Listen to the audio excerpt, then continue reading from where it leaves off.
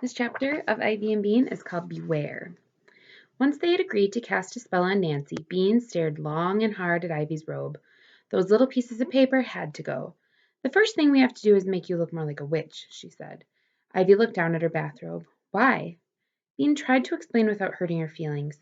If you want other people to believe you're a witch, you have to look more witchy. But I don't care if other people believe me, said Ivy. Bean shook her head. What a weird kid. It'll make your spells go better, too. You've got to dress for success. Her mother always said that. It's usually meant that Bean had to put on a clean shirt. Besides, it'll be fun. Do you have face paint? Ivy nodded. In my room, upstairs. She pointed to a window. Is your mom inside? Bean asked. I guess, said Ivy.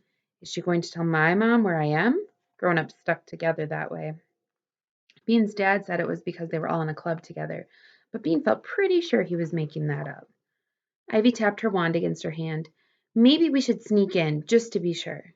That was fine with Bean. She loved sneaking. She loved face paint, too. And she was really going to love watching Nancy kick her legs and wave her arms for the rest of her life. They went in the back door to the kitchen. Bean could hear Ivy's mom talking on the telephone somewhere in the house. This is going to be easy, whispered Ivy. She's working. She yelled loudly, Hi, Mom. Can I have a banana? Hang on a second, Bean heard Ivy's mom say. Then to Ivy, she said, Honey, I'm on the phone. Get your own banana. There was the sound of a door shutting. Okay, yelled Ivy. She smiled at Bean. See? Very tricky, thought Bean. Ivy was turning out to be a lot more interesting than she expected. They walked softly past Ivy's mom's door and up the stairs. They were very quiet. At the top of the stairs there was a door with a sign that said Beware in red glitter glue letters. That was Ivy's room. When she went in, Bean stood still and looked all around. This is way, way cool, she said. She had never seen a room like Ivy's. There were thick lines drawn on the floor marking out 5 sections. Each section was like a different room. In one section there was a small sofa on a rug and a bookcase stuffed with books. In another was a table covered with pens and paper and glitter glue and paint. Ivy's bed with a canopy made of silver netting was in another. A dresser and a folding screen painted with clouds were in the 4th section. The 5th section had nothing in it except dolls. Bean had never seen so many dolls in her life. There were the regular plastic kind of dolls. There were the weird staring dolls with fancy costumes that were kept in glass cases at the toy store. Here's a picture of it in case you wanted to see.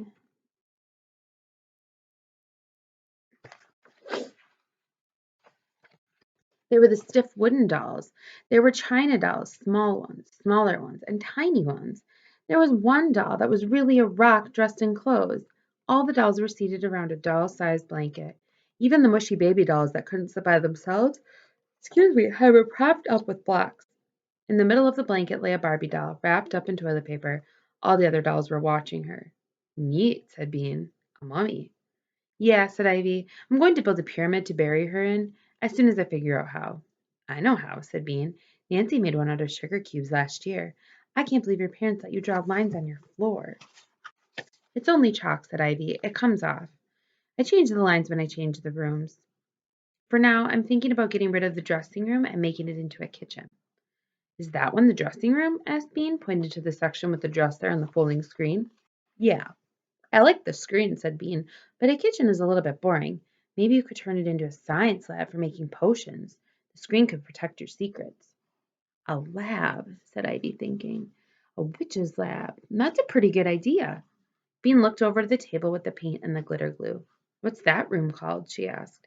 That's my art studio, said Ivy. Cool, said Bean. Let's fix up your wand. In Ivy's art studio, there were plenty of sequins and jewels and streamers and pipe cleaners. First, they wrapped the wand with silver pipe cleaners. Then Bean attached streamers to the end. Then Ivy put some stickers on. Then Bean put plain glue on the top and dipped it in a jar of glitter. She stuck a big red jewel on the top. The wand dripped a little, but it looked much, much more magic than it had before. Now, said Bean when she was done, let's work on your robe. What's the matter with it? Asked Ivy. All the stars and moons are coming off. See? Bean pointed. It will look better if we draw them on with sparkly markers. Ivy looked embarrassed. I can't draw stars very well. I can, said Bean. I'll teach you.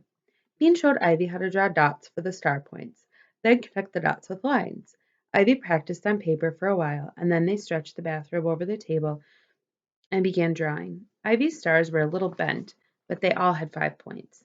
Soon the black robe was covered with silver stars and gold moons. Once that was done, Ivy got out her face paint. Bean couldn't believe it. The set had 24 colors. Wow, let's do green stripes, said Bean, or green dots. There were 3 different greens. No, witches are only green in movies, said Ivy. Real witches are just regular color. But we've got all this great face paint, said Bean. We've got to use it for something. Ivy thought, you can put black around my eyes. Okay, but aren't real witches kind of pale because they go out mostly at night? Asked Bean. I guess, said Ivy. Kind of pale, but not green. My mom knew a guy who turned green. It was because he watched TV all the time, said Bean. But she could tell that she wasn't changing Ivy's mind.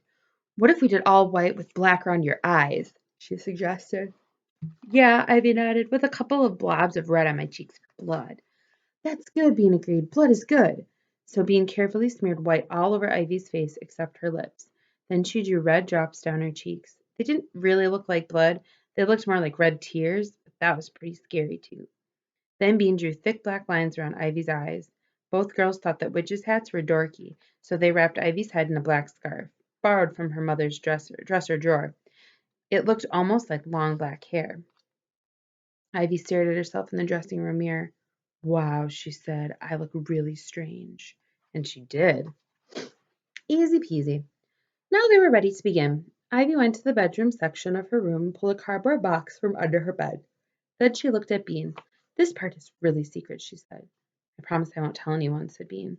Ivy opened the box and took out a square thing wrapped in pink silky cloth. It was her spell book. Bean thought that a spell book would be mysterious looking with a magic sign on the cover or something, but this spell book was plain black. It was old, though. Ivy said it was almost 100 years old. The pages were yellowish. Where'd you get it? Bean whispered. My aunt gave it to me, Ivy said. Is she one? Asked Bean. She says she isn't, said Ivy, but I'm not so sure. Ivy flipped through the book for the dancing spell. She read it to herself, and then she whispered it, but so low that Bean couldn't hear. Bean didn't mind. Everybody knew that witches' spells were private. After a few minutes, Ivy said, Got it. It's a pretty easy spell. The only thing we need is worms. Luckily, there were lots of worms in Bean's backyard. Tons. But now they were going to have to sneak into Bean's yard and dig them up, without Nancy seeing. But also, luckily, Bean knew how to get into her yard by going through other backyards and Pancake Court. There was one really gross dog poopy yard, and there was Mrs. Trance, who didn't like kids in her garden, and there was a lot of climbing. But aside from that, Bean said it was easy peasy. Bean put the big black book in her backpack. Bean tucked the wand into her back pocket. It was still a little drippy, but there was nothing Bean could do about that. Carefully, they tiptoed down the stairs. Ivy's mother was still working in her office, and they slipped past her door like quiet ants. Soon they were moving quickly toward the back fence. Ivy, Bean saw, did not really know how to climb a fence. She just jumped at it, hoping that she would get to the top. Bean showed her how to find the little holes and bumps that make a ladder. I like this picture a lot. It's really cool. It's a picture of all of the backyards.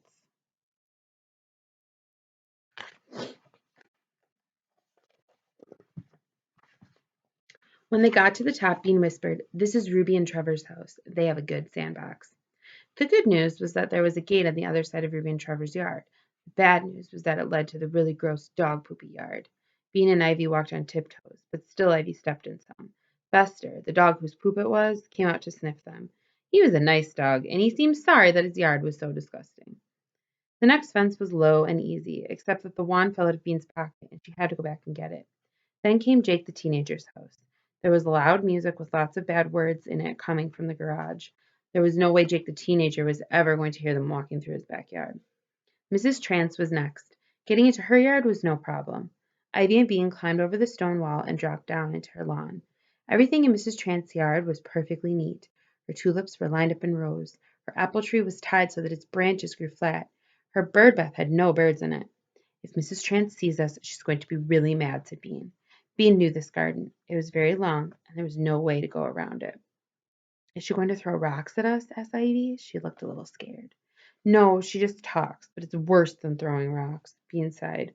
Maybe she's not home. We're going to stop there.